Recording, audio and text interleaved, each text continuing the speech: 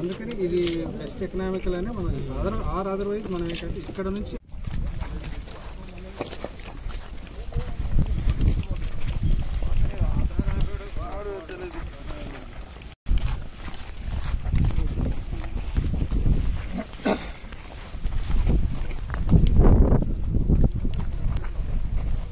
అరకుపూడి విశాల ప్రాజెక్టుకు సంబంధించి ఇప్పటికే పిన్నెల రామకృష్ణారెడ్డి గారు కానీ మేము కానీ దీని గురించి ముఖ్యమంత్రి గారికి చాలాసార్లు విన్నవించడం జరిగింది.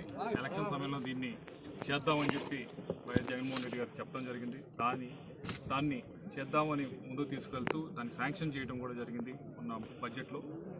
మొదటి ఫేజ్గా మొత్తం 2 ఫేజ్లుగా డివైడ్ చేయడం జరిగింది. మొదటి ఫేజ్ ఆల్రెడీ శాంక్షన్ చేయడం జరిగింది. రెండో ఫేజ్ కూడా తొందరలోనే డిపిఆర్ అంతా రెడీ అవగానే దాన్ని కూడా శాంక్షన్ చేయడం జరుగుతుంది. దాని డిపిఆర్ కూడా మొన్నే 2 కోట్ల రూపాయలు డబ్బులు రిలీజ్ చేయడం కూడా జరిగింది తయారు చేయమని చెప్పి.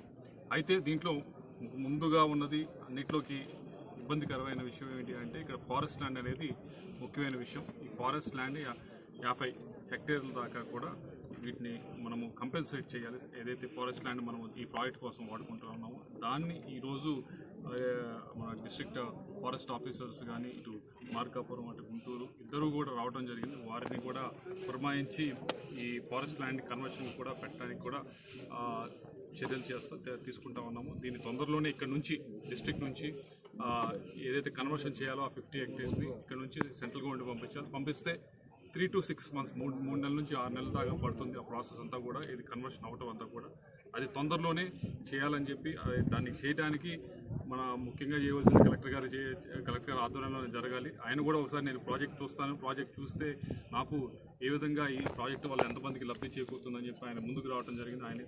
ఆయన వచ్చినందుకు పల్నాడు ప్రజలు అందరి వైపు నుంచి కూడా ధన్యవాదాలు తెలియజేసుకుంటా ఉన్నాం.